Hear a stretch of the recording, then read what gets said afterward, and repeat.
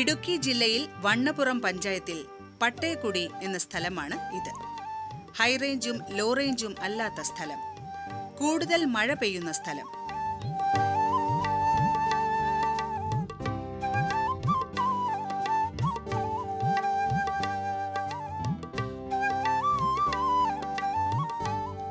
ഉൽക്കകൾ വീഴുന്നതും ഇരുമ്പിന്റെ അംശം മണ്ണിൽ ധാരാളം ഉള്ളതുമായ പ്രദേശം.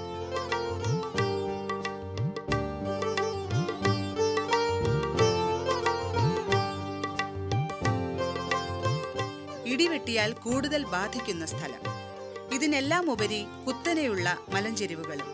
ഇവിടെയാണ് ആദിവാസി പട്ടികവർഗക്കാരനായ ജോർജ് കുട്ടിയും കുടുംബവും താമസിക്കുന്നത്.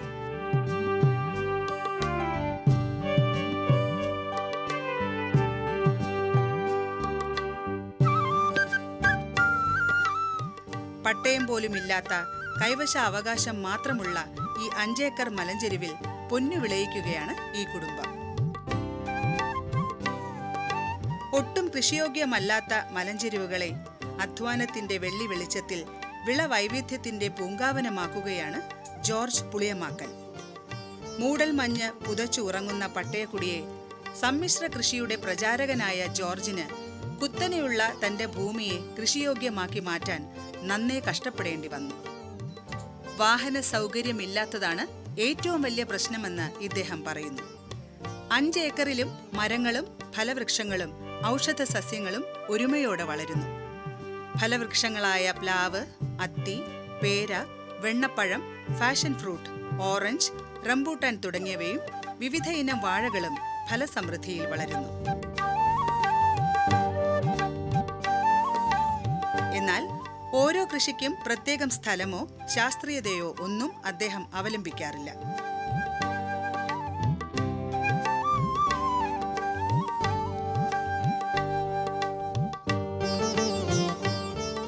ഒരിടി സ്ഥലം പോലും പാഴാക്കാതെ സമ്മിശ്രമായി എല്ലാം കൃഷി ചെയ്തിരിക്കുന്നു.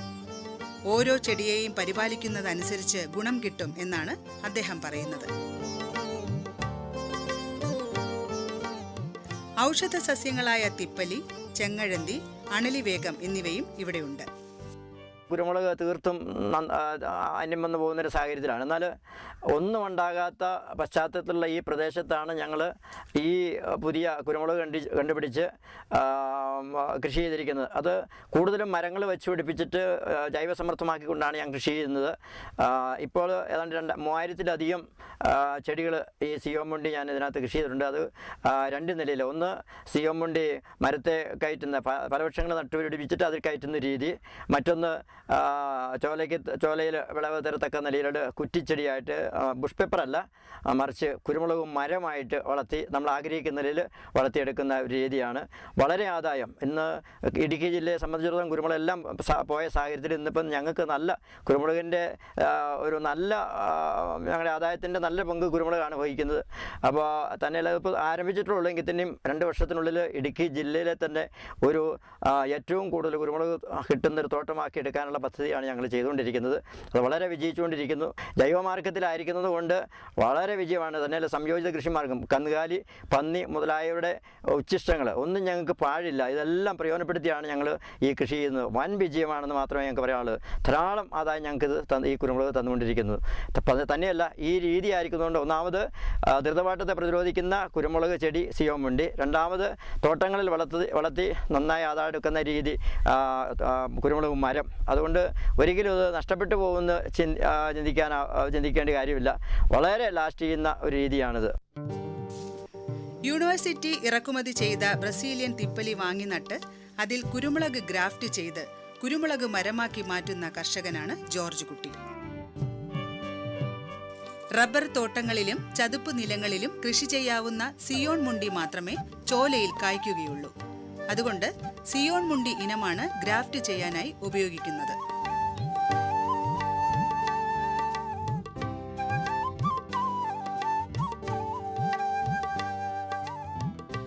നമ്മൾ നിശ്ചയിക്കുന്ന ഉയരപരിധിയിൽ വളർന്ന തിപ്പലിച്ചെടിയുടെ മൂത്ത ഭാഗം വട്ടം കണ്ടിച്ച് നടുവേ കീറിവയ്ക്കുന്നു.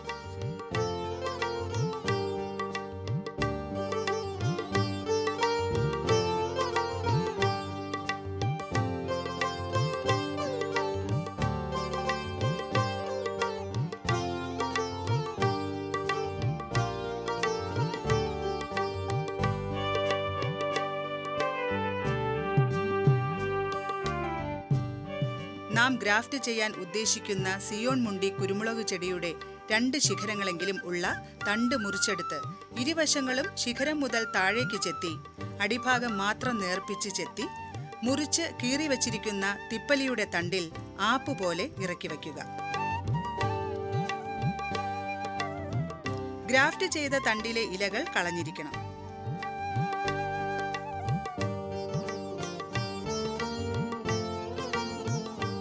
ഗ്രാഫ്റ്റ് ചെയ്ത തിപ്പലി തണ്ടിന്റെ മണ്ണിനോട് ചേർന്ന ഭാഗം ഒഴിച്ച് ബാക്കി ശിഖരങ്ങൾ അടർത്തി കളയുക.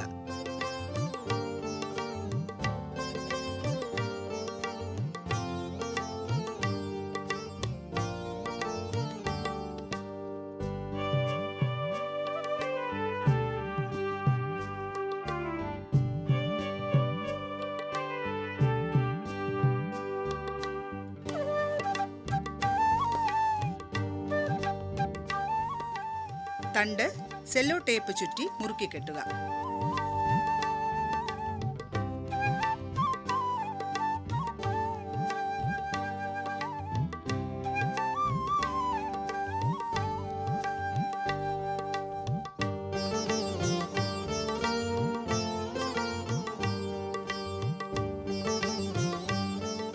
ഒരു പ്ലാസ്റ്റിക് കവർ വെള്ളത്തിൽ മുക്കി കുടഞ്ഞെടുത്ത് കുരുമുളക് തണ്ട് കവർ ചെയ്തു വയ്ക്കുക.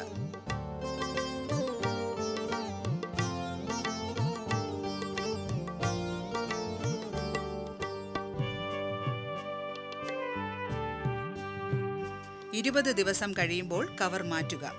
അപ്പോഴേക്കും കുരുമുളക് ചെടി തളിർത്തു തുടങ്ങും.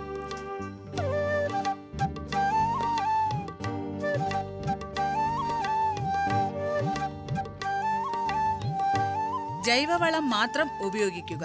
ആ വർഷം തന്നെ കായ്ച്ചു തുടങ്ങും എന്നുള്ളത് ഇതിന്റെ ഒരു പ്രത്യേകതയാണ്. എന്നാലും 2 വർഷം കൊണ്ട് ഒരു ചെടിയിൽ നിന്ന് 3 കിലോ കുരുമുളക് പറിച്ചെടുക്കാൻ സാധിക്കും. ഇങ്ങനെ ഗ്രാഫ്റ്റ് ചെയ്ത കുരുമുളകിന് താങ്ങുമരം ആവശ്യമില്ല.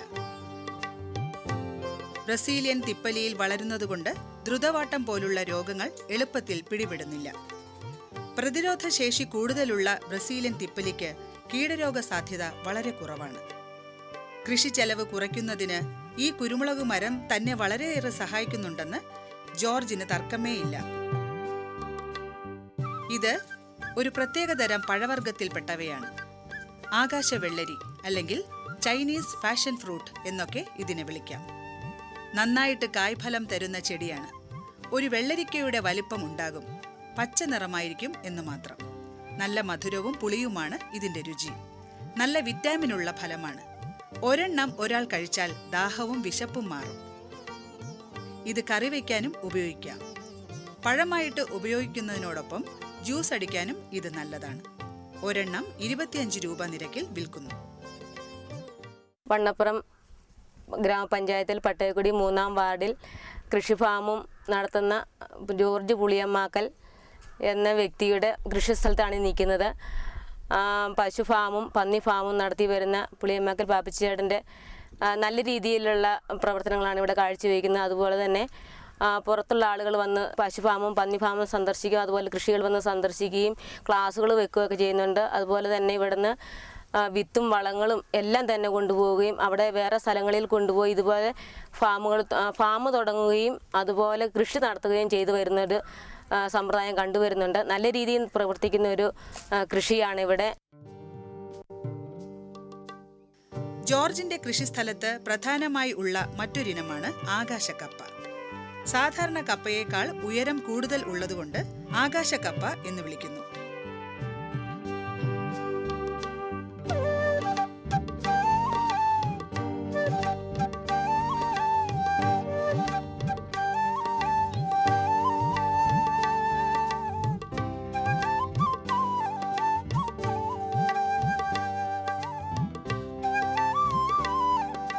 സാധാരണ കപ്പ തണ്ട് മുറിച്ച് ചെറിയ കഷ്ണങ്ങളാക്കി കൂന കൂട്ടിയാണ് നടുന്നത്. എന്നാൽ ആകാശക്കപ്പ മണ്ണിളക്കി ഏതെങ്കിലും മരത്തിന്റെ ചുവട്ടിൽ 1-2 വീതം നടുന്നു. തണ്ട് മുറിക്കാറില്ല. മരച്ചുവട്ടിൽ നട്ടിട്ട് കപ്പത്തണ്ട് മരത്തിലേക്ക് ചാരി കെട്ടിവെക്കുന്നു. ഏതു മരത്തിന്റെ ചുവട്ടിലും ഇത് നടാം. സ്ലറിയോ ജൈവവളമോ ഒക്കെ ഉപയോഗിക്കാം. കുമ്മായം കുറച്ച് വളമായി ഇട്ടുകൊടുത്താൽ കപ്പയുടെ കട്ട് കുറയും എന്നാണ് ഇദ്ദേഹം പറയുന്നത്.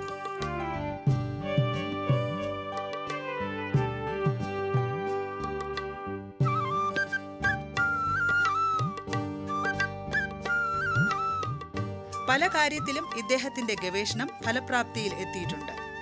ഒരു കിഴങ്ങ് 5 കിലോ വരെ ഉണ്ടാകാറുണ്ട്. ഇതും വ്യാവസായിക അടിസ്ഥാനത്തിൽ തന്നെയാണ് കൃഷി ചെയ്യുന്നത്. നല്ല ആദായം ഇതിൽ നിന്നും ലഭിക്കുന്നു.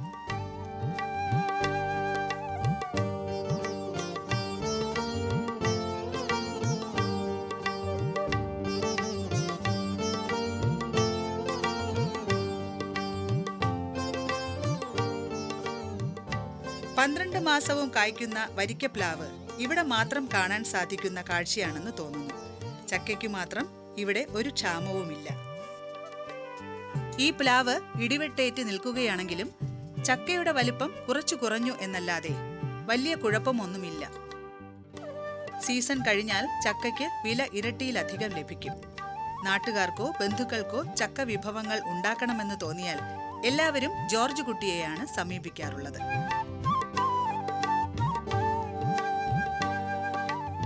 പഴച്ചെടികൾ ഇദ്ദേഹത്തിന് ഒരു ഹരമാണ്. പഴച്ചെടികൾ കൃഷിസ്ഥലത്തെത്തിയാൽ വംശവർധനയുടെ പല വഴികൾ ഇദ്ദേഹം പരീക്ഷിച്ചു നോക്കും. ബഡ്ഡിങ്ങും ലെയറിങ്ങും ഗ്രാഫ്റ്റിങ്ങുമെല്ലാം ഇതിൽപ്പെടും. പഴസ്നേഹിയായ ഈ കർഷകന് മലേഷ്യൻ പഴങ്ങളോട് കമ്പം കൂടുതലാണ്. റംബൂട്ടാൻ, മാംഗോസ്റ്റീൻ എന്നിവയാണ് ഇദ്ദേഹത്തിന്റെ തോട്ടത്തിലെ മലേഷ്യക്കാർ. ഇസ്രയേലിയൻ അത്തി, ഓറഞ്ച്, മുള്ളാത്ത, ബട്ടർ ഫ്രൂട്ട് തുടങ്ങിയ പഴവർഗ്ഗങ്ങളും ഈ തോട്ടത്തിൽ ധാരാളമായുണ്ട്.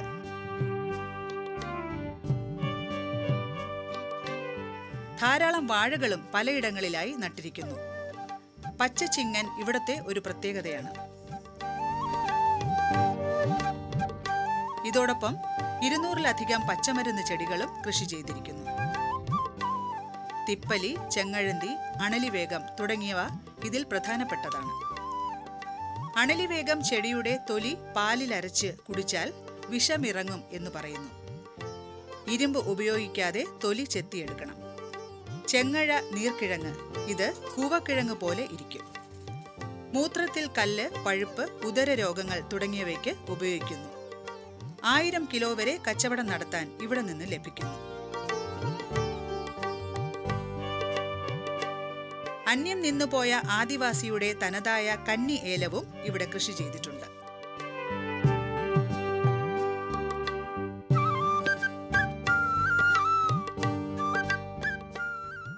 ലോകത്താകെ തന്നെ ഇൻ്റഗ്രേറ്റഡ് ഫാമിംഗ് സിസ്റ്റം അഥവാ ഈ സംയോജിത കൃഷി രീതിയുടെ പ്രാധാന്യവും പ്രസക്തിയും വർദ്ധിച്ചു വരുന്ന കാലഘട്ടമാണിത്. ഐക്യരാഷ്ട്ര സംഘടന തന്നെ 2014 ഗാർഹിക കൃഷി വർഷമായി ആചരിക്കുകയാണ്.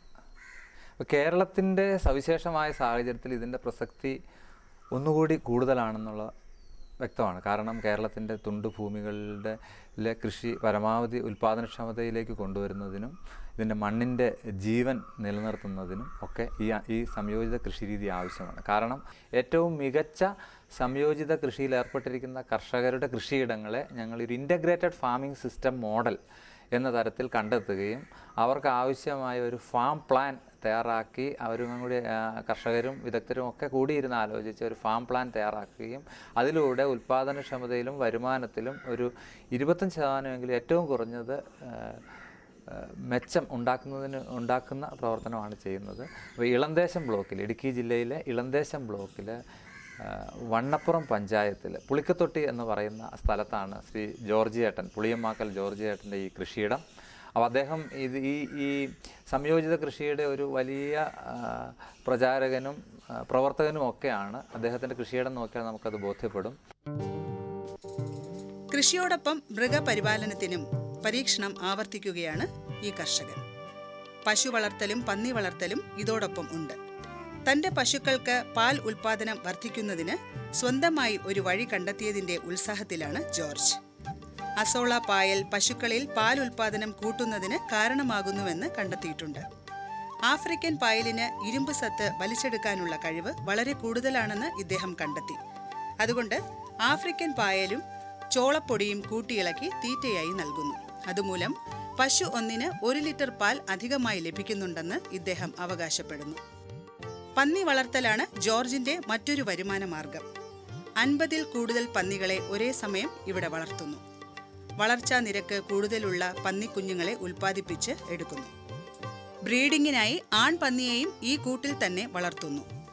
നല്ല ശുചിത്വത്തോടെ വളർത്തിയാൽ പ്രത്യേകം ചികിത്സ ഒന്നും ആവശ്യമായി വരാറില്ല. കുഞ്ഞുങ്ങളെയാണ് കൂടുതലും വിൽക്കുന്നത്. 2500 രൂപ മുതൽ വില കിട്ടും. ആൺപന്നികളെ ആദ്യം ബ്രീഡിങ്ങിന് ഉപയോഗിക്കും, പിന്നീട് ഇറച്ചിക്കായി വിൽക്കപ്പെടുന്നു. ലാർജ് വെയ്റ്റ് വെള്ള നിറമുള്ളതും തവിട്ട് നിറമുള്ള ഡ്യൂറോക്കുമാണ് ഇവിടെ വളർത്തുന്നത്. ഗോതമ്പ് തവിട്, പായൽ എന്നിവ മിക്സ് ചെയ്ത് തീറ്റയായി കൊടുക്കുന്നു. ഉപ്പ്, ധാതുലവണം തുടങ്ങിയവയും ആഹാരത്തിൽ ഉൾപ്പെടുത്തുന്നു.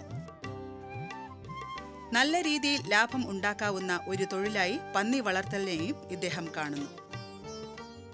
2 കറവ പശുക്കൾ, 35ഓളം പന്നികൾ, 5 ആട്, അതുപോലെ കോഴി ഇവയൊക്കെ പരിപാലിച്ച് അദ്ദേഹം വളരെയധികം നേട്ടങ്ങൾ ഈ രംഗത്ത് കൈവരിച്ചിട്ടുണ്ട്.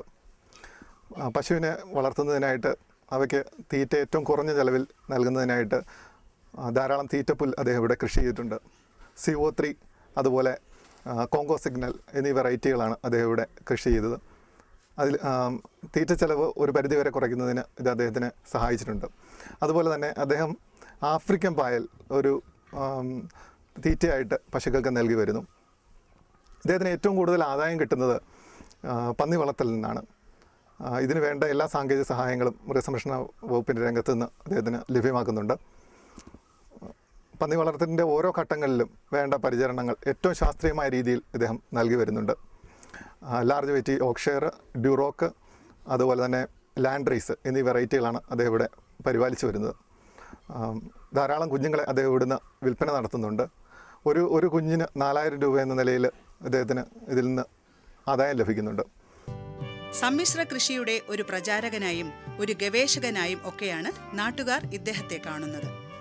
ജോർജിന്റെ അധ്വാനശീലവും നേട്ടങ്ങളും ഗവേഷണങ്ങളും ഒക്കെ മുൻനിർത്തി കേരള ഗവൺമെന്റും മറ്റ് ഡിപ്പാർട്ട്മെന്റുകളും ധാരാളം അവാർഡുകളും നൽകി ആദരിക്കുകയുണ്ടായി.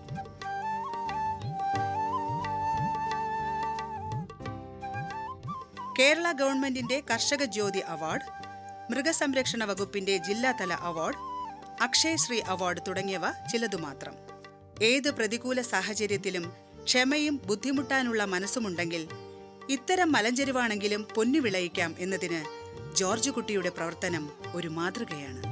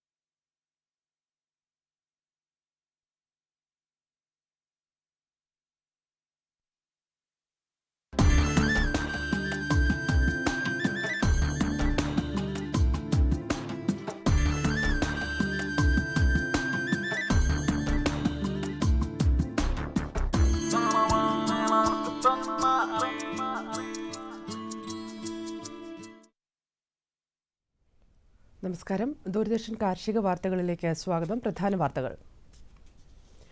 2012-13 വർഷത്തെ കർഷക അവാർഡ് അപേക്ഷ ക്ഷണിച്ചു. കെപ്കോയുടെ ലെയർ ബ്രോയിലർ ഇൻ്റഗ്രേഷൻ. സംസ്ഥാന കൃഷിവകുപ്പ് 2012-13 വർഷത്തെ സംസ്ഥാനതല കാർഷിക അവാർഡുകൾക്കുള്ള നാമനിർദ്ദേശ പത്രിക ക്ഷണിക്കുന്നു. നെൽക്കതിർ അവാർഡ് കർഷകോത്തമ, യുവ കർഷക വനിത, യുവ കർഷകൻ, കേരകേസരി, ഹരിതമിത്ര, ഉദ്യാനശ്രേഷ്ഠ, കർഷക ജ്യോതി, കർഷക തിലകം, ശ്രമശക്തി, കൃഷിവിജ്ഞാന ക്ഷോണി സംരക്ഷണ, കർഷക ഭാരതി, ഹരിതകീർത്തി, ഹരിതമുദ്ര എന്നീ അവാർഡുകളും മറ്റ് അനവധി അവാർഡുകൾക്കുമുള്ള നാമനിർദ്ദേശ പത്രികകൾ farm information bureau principal information ഓഫീസർക്ക് ജൂൺ 15-ാം തീയതിക്ക് മുൻപ് സമർപ്പിക്കണം. വിശദ വിവരങ്ങൾക്ക് സന്ദർശിക്കാവുന്ന വെബ്സൈറ്റുകൾ: karshigakeeralam.gov.in, www.fibkerala.gov.in.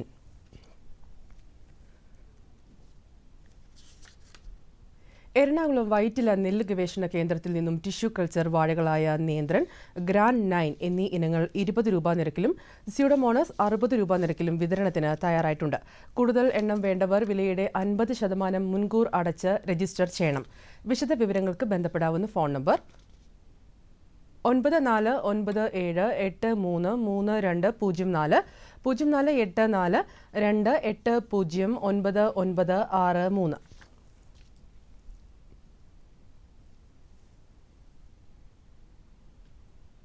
സംസ്ഥാന സർക്കാരിന്റെ ആദ്യ നീര സംസ്കരണ പ്ലാന്റിന്റെ ശിലാസ്ഥാപനം കൊല്ലം കടപ്പ തോട്ടുമുഖത്ത് നടന്നു. 20 കോടി രൂപ ചെലവിൽ നിർമ്മിക്കുന്ന നീര പ്ലാന്റ് 2 മാസം കൊണ്ട് പൂർത്തിയാകും. ജൂലൈ അവസാനം മുതൽ കമ്പനിയിൽ നിന്നും ബ്രാൻഡഡ് ഉൽപ്പന്നങ്ങൾ പുറത്തിറക്കാൻ കഴിയുമെന്ന് നാളികേര വികസന ബോർഡ് അറിയിച്ചു.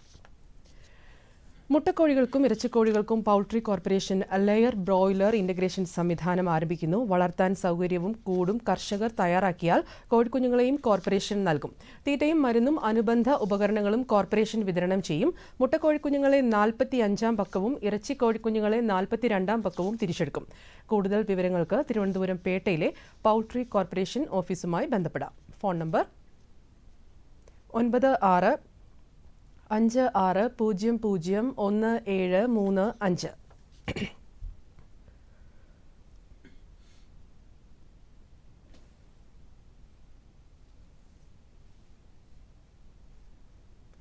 ക്ഷീരവികസന വകുപ്പിന്റെ പട്ടത്തുള്ള ക്ഷീര പരിശീലന കേന്ദ്രത്തിൽ ജൂൺ മാസത്തിൽ നടത്തുന്ന പരിശീലന പരിപാടികളിലേക്ക് അപേക്ഷ ക്ഷണിക്കുന്നു.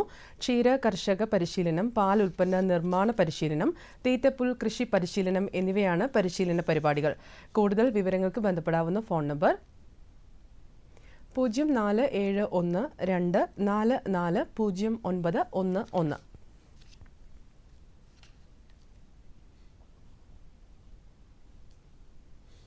തെങ്ങിൽ നിന്നും കൂടുതൽ വിളവ് ഉൽപ്പാദിപ്പിക്കുന്ന ആധുനിക കൃഷിരീതികളും തെങ്ങിന്റെ ശത്രുക്കളെ തുരത്തുന്ന പുതിയ കൃഷി മാതൃകകളും കാസർഗോഡുള്ള CPCRI വികസിപ്പിച്ചിട്ടുണ്ട്. ഇതോടൊപ്പം പുതിയ തെങ്ങിൻ തൈകളുടെ വിൽപ്പനയും നടത്തിവരുന്നു. കൂടുതൽ വിവരങ്ങൾക്ക് ബന്ധപ്പെടേണ്ട ഫോൺ നമ്പർ 049942322894.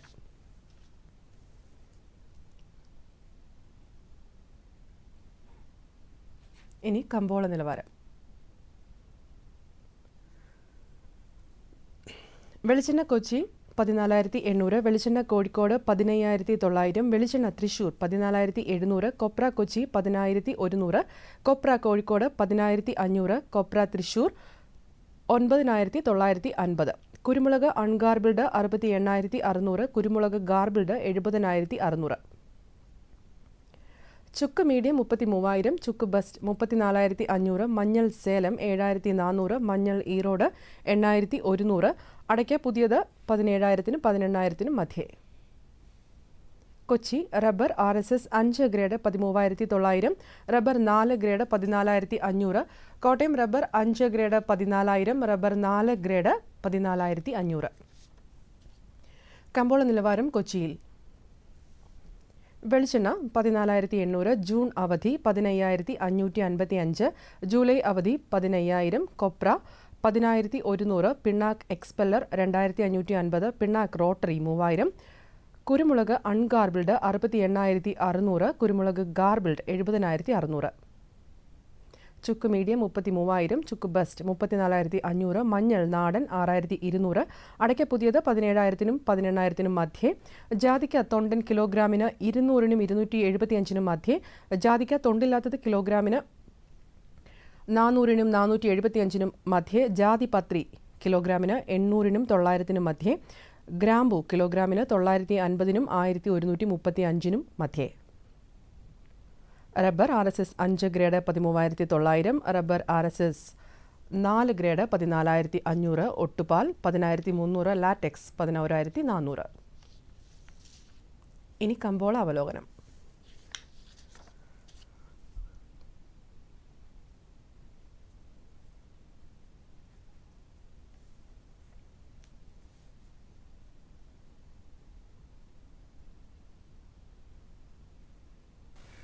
വിദേശ മാർക്കറ്റുകളിൽ രാവിലെ റബ്ബറിന് നേരിട്ട തളർച്ച ആഭ്യന്തര അവധി വിലയിലും പ്രതിഫലിച്ചു. സംസ്ഥാനത്ത് ഷീറ്റ് ക്ഷാമത്തിനിടയിലും വ്യവസായികൾ ഇന്ന് നിരക്കിടിച്ചാണ് റബ്ബർ ശേഖരിച്ചത്. 4-ാം ഗ്രേഡ് കിലോ 145-ലും 5-ാം ഗ്രേഡ് 140-ലുമാണ്. ലാറ്റക്സ് 115 രൂപയിൽ കൈമാറ്റം നടന്നു. നാളികേരോൽപ്പന്നങ്ങൾ തളർച്ചയോടെയാണ് ഇടപാടുകൾ ആരംഭിച്ചത്. തമിഴ്നാട്ടിൽ വെളിച്ചെണ്ണയ്ക്ക് 14,000 രൂപയുടെ താങ്ങ് നഷ്ടപ്പെട്ടത് കൊപ്രയിലും സമ്മർദ്ദമുളവാക്കി. അതേസമയം മില്ലുകാർ മാസാരംഭ ഡിമാൻഡിൽ പ്രതീക്ഷ നിലനിർത്തുകയാണ്.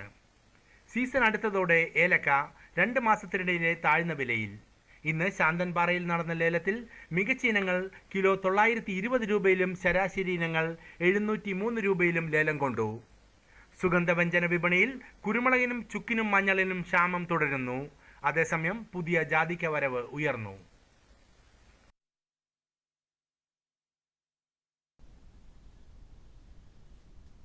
കാലാവസ്ഥ. കണ്ണൂർ കൂടിയ താപനില 31.9 ഡിഗ്രി സെൽഷ്യസ്, കുറഞ്ഞ താപനില 26.2 ഡിഗ്രി സെൽഷ്യസ്. കോഴിക്കോട് 32.8, 26.8. കൊച്ചി 34.2, 25.4. ആലപ്പുഴ 34.5, 28. പുനലൂർ 34.5, 25. തിരുവനന്തപുരം 34, കുറഞ്ഞ താപനില 25.6 ഡിഗ്രി സെൽഷ്യസ്. കാർഷിക വാർത്തകൾ കഴിഞ്ഞു. നമസ്കാരം.